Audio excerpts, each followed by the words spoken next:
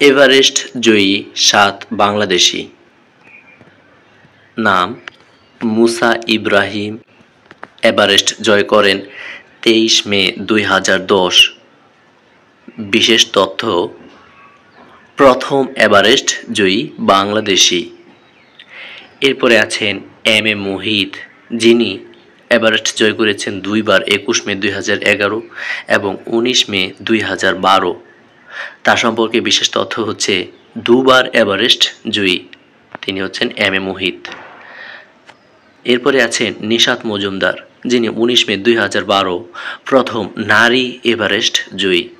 এরপরে আছেন ওয়াসফিয়া নাজরিন, তিনি ২৬ মে ২০১২ দ্বিতীয় নারী এভারেস্ট জয়ী। এরা সবাই কিন্তু বাংলাদেশি এভারেস্ট জয়ী এবং প্রথম দ্বিতীয় এগুলো হচ্ছে বাংলাদেশের প্রেক্ষিতে। তাহলে আমরা প্রথমে দেখলাম মুসা ইব্রাহিম, দ্বিতীয়তে দেখলাম এম এ মুহিত, তৃতীয় নিশাত মজুমদার, চতুর্থ ওয়াসফিয়া নাজরিন, পঞ্চম মোহাম্মদ খালেদ হোসাইন, যিনি ২০ মে ২০১৩ সনে এভারেস্ট জয় করেন। তার সম্পর্কে তথ্য হচ্ছে তিনি নেমে আসার পথে মৃত্যুবরণ করেন। এই মোহাম্মদ খালেদ হোসেন নেমে আসার পথে মৃত্যুবরণ করেন। ষষ্ঠ হচ্ছে বাবর আলী, তিনি ১৯ মে ২০২৪ এভারেস্ট জয় করেন। তার সম্পর্কে তথ্য হচ্ছে ষষ্ঠ এভারেস্ট জয়ী। এরপরে সপ্তমে আছেন ইকরামুল হাসান শাকিল, ১৯ মে ২০২৫ এভারেস্ট জয় করেন। তার সম্পর্কে তথ্য হচ্ছে সবচেয়ে বেশি পথ হেঁটে এভারেস্ট জয় করেন।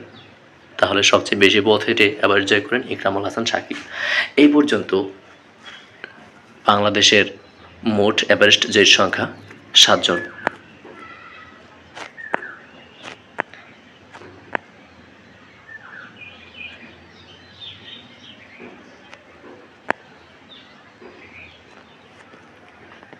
ভিডিওটি দেখার জন্য ধন্যবাদ। সাবস্ক্রাইব করে চ্যানেলটির সাথেই থাকুন।